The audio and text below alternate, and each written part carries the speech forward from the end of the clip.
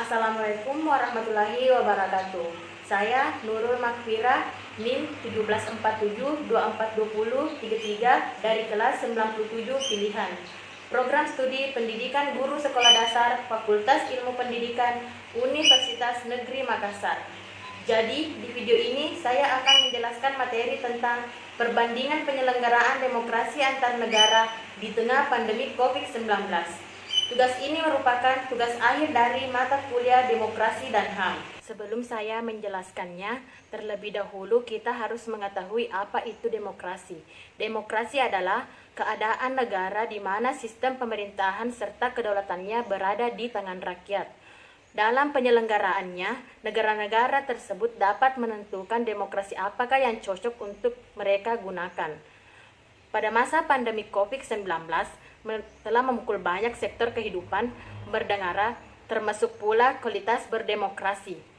Sudah semestinya langkah-langkah penanganan krisis selama masa pandemik oleh pemerintah tetap mendepankan kualitas berdemokrasi. Kondisi risiko kemunduran demokrasi akibat pandemi COVID-19, negara-negara di dunia tergambarkan dari hasil indeks yang dirilis oleh Lembaga Riset Varietas Demokrasi. Perhitungan indeks ini dilakukan pada 179 negara di dunia yang terdampak COVID-19. Apa tujuan indeks tersebut dilakukan?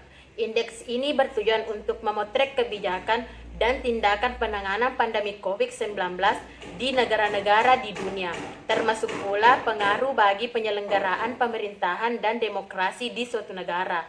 Pengukuran indeks ini menggunakan balasan indikator yang berkaitan dengan penanganan COVID-19 oleh pemerintah negara-negara di dunia. Indikator tersebut diantaranya penetapan tindakan nasional, sinergitas antara pemerintahan pusat dan daerah, kebebasan masyarakat, peran dan pengawasan pemerintah dan legislatif hingga perlibatan militer dalam penanganan COVID-19 ini. Siapa sajakah negara yang memiliki penanganan demokrasi yang mengalami kemunduran sedang, rendah, dan tinggi? Berdasarkan hasil perhitungan indeks yang dilakukan, tercatat sebanyak 47 negara termasuk dalam kategori kemunduran demokrasi yang rendah, 34 negara berisiko sedang, dan 40 negara lainnya berisiko tinggi. Hingga akhir Mei 2020, wabah COVID-19 telah menyebar ke 216 negara. Amerika Serikat masih menjadi negara dengan jumlah kasus positif paling tertinggi, mencapai 1,6 juta orang dan lebih dari 100.000 kematian. Angka ini bahkan menunjukkan sepertiga dari jumlah total kasus COVID-19 secara global yang terkonfirmasi hingga 5,8 juta kasus positif.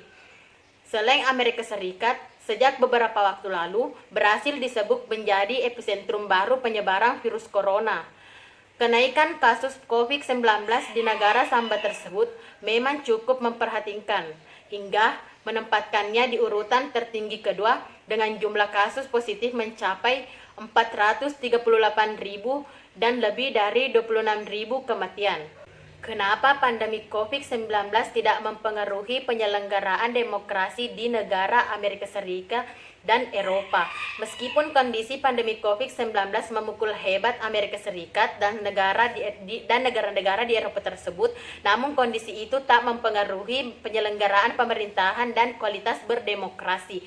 Berdasarkan kajian indeks risiko kemunduran demokrasi akibat pandemi COVID oleh Varietas Demokrasi sebagai negara dengan yang berada teratas terdampak wabah, Amerika Serikat dan negara Eropa seperti Rusia dan Spanyol memiliki indeks risiko kemunduran yang tergolong sedang.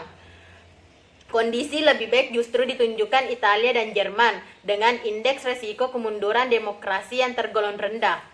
Padahal sebelumnya Italia menjadi salah satu negara yang menghadapi krisis parah dalam penanganan COVID-19, mulai dari lonjakan kasus positif dan kematian yang signifikan hingga kekurangan tenaga medis. Mengapa pada negara Brasil tidak bisa menekan laju penyebaran virus tersebut dan dapat mempengaruhi kondisi demokrasi di negara tersebut.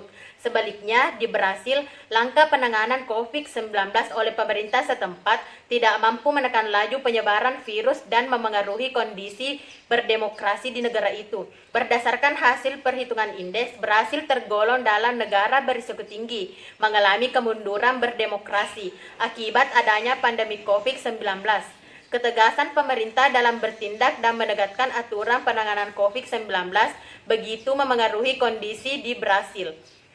Selain Brasil, dalam deretan 10 besar negara terpapar COVID-19 paling tinggi, berdasarkan perhitungan indeks, Iran menjadi negara juga berisiko tinggi mengalami kemunduran demokrasi akibat pandemi COVID.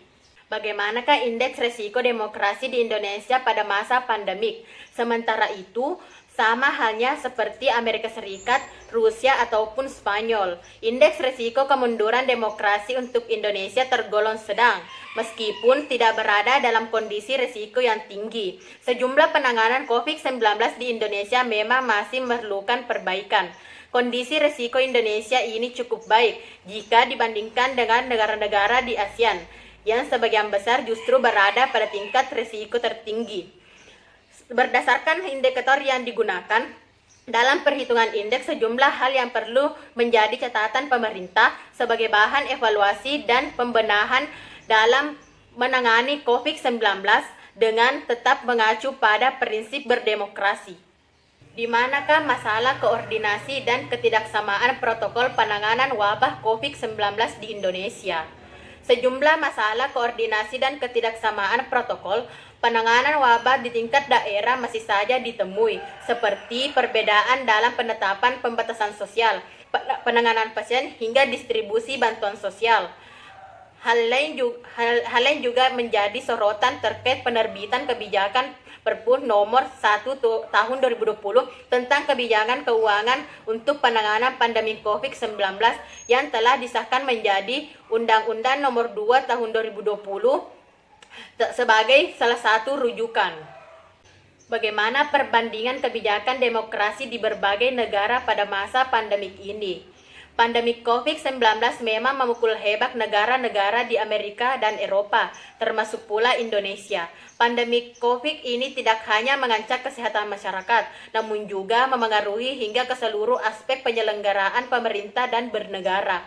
Jika di negara-negara Eropa seperti Italia dan Spanyol yang sempat mengalami krisis hebat dalam menghadapi pandemi COVID-19, kini mulai berangsur membaik.